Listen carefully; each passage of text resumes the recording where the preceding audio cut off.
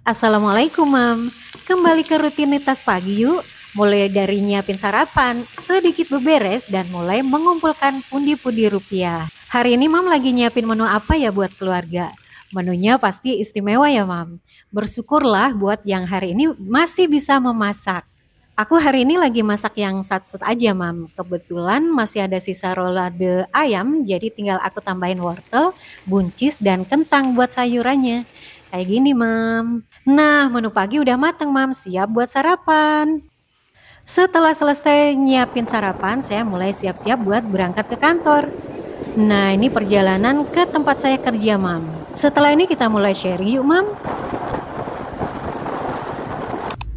Hai, Mam. Seperti biasa, saya akan memperkenalkan diri saya dulu bahwa saya adalah seorang ibu rumah tangga.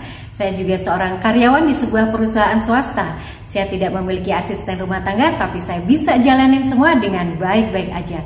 Kalau saya bisa, Mam pasti juga bisa. La tahzan, jangan bersedih. Masih banyak yang bisa disyukuri dari hidup ini. Mulai dari mana coba? Nafas. Berapa banyak orang yang nafasnya harus beli? Berapa banyak orang yang hidupnya seakan bergantung pada tabung oksigen? Itu mahal loh belinya. Sedangkan kita tiap detik, tiap menit, tiap kita butuhkan lah, kita bisa langsung hirup dengan cuma-cuma, tanpa tersengal, tanpa sesak. Masya Allah, kurang baik gimana Allah pada kita. Kemudian apa? Sehat. Nikmat yang juga suka dilupakan banyak orang. Sakit gigi aja, coba gimana gelisahnya. Mau minum atau makan manis takut, dengar ada yang berisik otak ngebul. Begitulah manusia ya. Kalau udah banyak dikasih kenikmatan suka lupa. Makanya Allah tuh kadang ngasih cobaan, kadang ngasih kebahagiaan. Salah satu tujuannya ya agar kita bisa selalu ingat ke Allah gitu. Kalau lagi sedih kan datang tuh ke Allah, kayak butuh Allah banget gitu. Tapi kalau lagi senang biasanya sekedar aja datangnya. Nah, jadi kalau lagi sedih coba deh diinget-inget kebaikan Allah dulu, kemurahan yang udah Allah berikan ke kita dibanding orang lain. Apa yang kita punya tapi orang lain gak punya, yang bagi sebagian orang masih impian, kita udah ada. Biar timbul rasa syukur di hati kita. Kalau saat ini lagi dikasih sedih oleh Allah, entah itu karena pekerjaan, entah itu karena keluarga, karena anak, bersabarlah. Orang lain paling bisanya cuma bilang sabar ya buat muatin seseorang. Selebihnya ya balik ke diri sendiri. Tergantung gimana cara menyikapi suatu permasalahan. Tergantung sekuat apa orang tersebut mau lepas dari permasalahannya. Bukan tergantung pada siapa yang menolongnya. Karena orang lain itu cuman faktor eksternal atau alternatif aja. Ditolong beribu kali pun kalau nggak ada niatan untuk berubah ya tetap aja. Jadi kalau menurut saya hal pertama yang harus diperbaiki dalam diri kita ketika mencobai suatu masalah adalah pola pikir. Perbaiki pola pikirnya. Saya sering mengatakan bahwa hal terbaik untuk menghadapi sesuatu adalah rasa tenang. Tenang dulu pokoknya. Tenang dan pasrahkan semua ke Allah, tapi bukan pasrah untuk menyerah ya.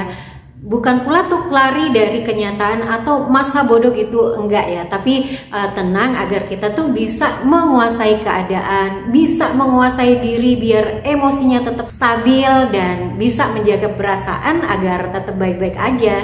Karena kalau udah merasa tenang, kita lebih bisa menerima, lebih bisa memahami, menyadari bahwa yang terjadi adalah atas kehendaknya. Mungkin dengan cara itu Allah akan menaikkan derajatmu, Allah akan memberimu sesuatu yang luar biasa. Jadi kalau ada yang berpikir, padahal udah berbuat baik loh, tapi kok masih aja dicoba ya? Jawabannya itu tadi, intinya karena Allah masih sayang ke kita.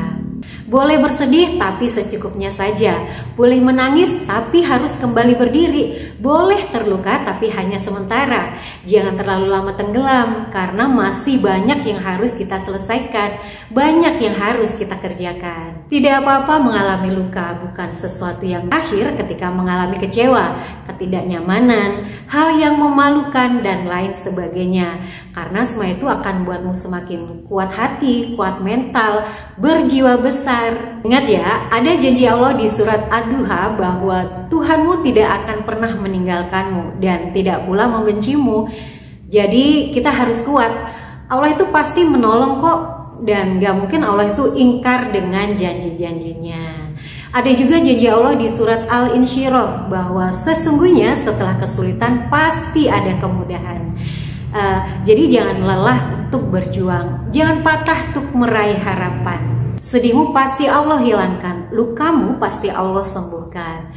Tinggal memupuk kesabaran agar semakin tumbuh dalam hati kita hingga timbul suatu keikhlasan.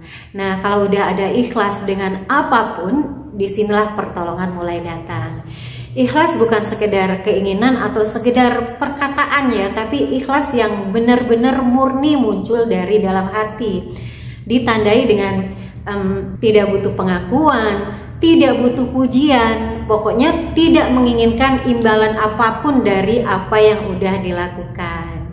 Jadi kalau saat ini lagi merasa sedih, nggak apa-apa, hadapi segala hal yang datang dengan keikhlasan. Karena Allah paham benar seberapa kuat kita menghadapinya. Sedih, kecewa, wajar. Sebelumnya kita udah pernah ngalamin juga kan, dan kita tetap baik-baik aja sampai sekarang. Kita tetap bisa ngejalanin hidup kita gitu loh. Kalau kemarin bisa, berarti sekarang juga harus bisa. Nah gitu ya Mam, sharing hari ini.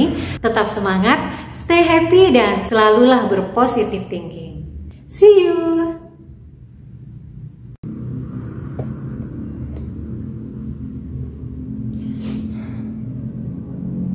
Orang lain bisa sabar ya, selebihnya ya balik ke diri